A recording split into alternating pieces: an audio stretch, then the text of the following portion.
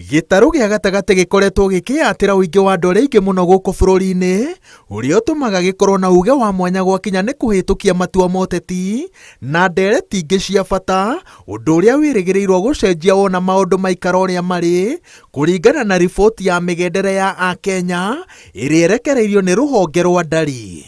Kũringana na riboti ĩno, kauntĩ-inĩ hakuhĩ ciothe cia gĩtarũ gĩa gatagatĩ, bamĩrĩ nyingĩ ciguithanĩirie kũgĩa ciana igĩrĩ tu, na kũringana na arĩa mena ciana ithatũ, arĩa manyitĩte itemi ũthondeki-inĩ wa riboti ĩno, mwana wa gatatũ ndakoragwo abangĩirwo.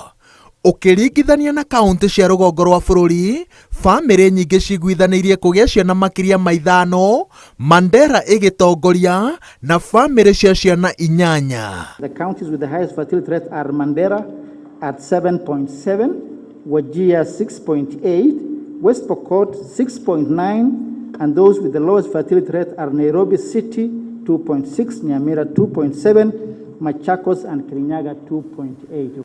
No ũndũ ũngĩ ũcenjetie na gĩkĩro kĩnene nĩ ũtongoria wa bamĩrĩ.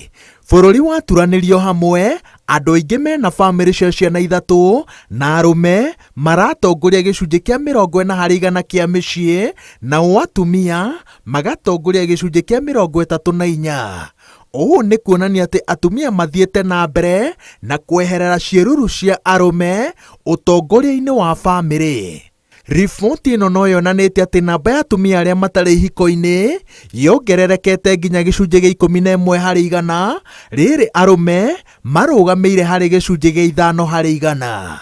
Ikundi cia kũhũranĩra ihoto cia atumia ciroiga ũndũ ũyũ ũkinyanĩirio nĩ atumia amwe gũkuĩrwo nĩ athuri ao, no aingĩ nĩ arĩa maiyũkĩtie rĩtana rĩa kwaga gũikara ihiko-inĩ iria ciramagithia thayũ na ikamaimithia itĩo. For women in particular, ownership of assets may provide protection in case of marital dissolution or even abandonment, positively influence their position in their homes, and also decrease their vulnerability to various forms of violence or even discrimination. Gwakinya nĩ matua ma mahũthĩro ma mbeca iria mũthuri na mũtumia marehaga mũciĩ, mũgambo wa mũndũrũme ũthiĩte na mbere na kũhuererekera. Gĩcunjĩ kĩa 50% gĩa atumia nĩkĩo gĩtuaga matua ma ũrĩa mbeca iria mathũkũmĩte cikũhũthĩrwo. No gwakinya nĩ kũrĩ mĩcara ya athuri ao, gĩcunjĩ kĩa 40% gĩkamatuĩra matua ma ũrĩa mĩcara ĩno ĩkũhũthĩka mũciĩ-inĩ. And that's very important because women and decision making is a very pertinent part of women empowerment. I mean, you can imagine for you to, for example, look at your health care and you cannot even make a decision. Ĩno nĩ gatagatĩ-inĩ ka riboti iria cicorete mbica theratheru ya gũtamba kwa mũrimũ wa meciria na ihoru gũkũ bũrũri-inĩ. Gĩtarũ-inĩ gĩa gatagatĩ, atumia a Kiambu nĩo mahutĩtio na gĩkĩro kĩnene nĩ mĩrimũ ĩno, maumĩtwo thutha nĩ aruna a Naikuru, Murang'a, Kirinyaga, Nyeri na Nyandarua. Mwena wa arũme, arĩa aingĩ mena mĩrimũ ya meciria moimĩte Kiambu, Naikuru, Murang'a, Nyeri, Kirinyaga na Nyandarua. If you look at overweight, because obesity and overweight is the next pandemic, that figure has come down very, very well. It means now that mothers who are taking care of children are providing good nutritional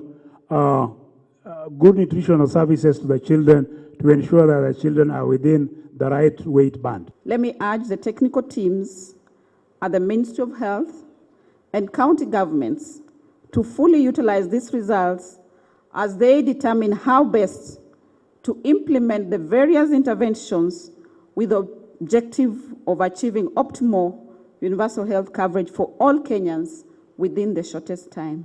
Rũkĩrekereria riboti ĩno, rũhonge rwa ndari rugĩte atĩ ũrikĩru wayo na mendekithia marĩa me thĩinĩ nĩ matemeire njĩra honge itiganĩte cia thirikari kwagĩrithia ũtungata wacio kũrĩ aikari a mataũni-inĩ na icagi-inĩ.